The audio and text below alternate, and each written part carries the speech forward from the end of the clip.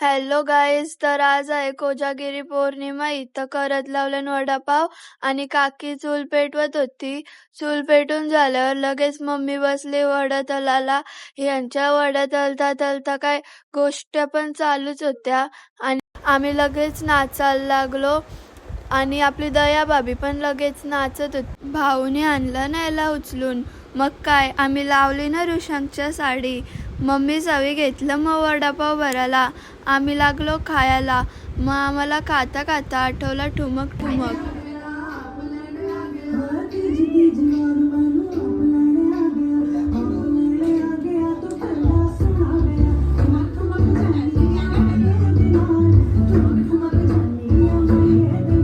वहिनीने घेतला इकडं लगेच कणा घालायला.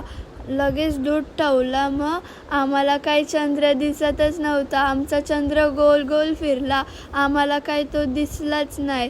मग शेवटी आम्हाला तो दिसला आणि मग मम्मी चवी घेतलं ग्लास भरायला. मग काय आम्ही लावलं स्वामींचं गाणी आणि बोलायला लागलो.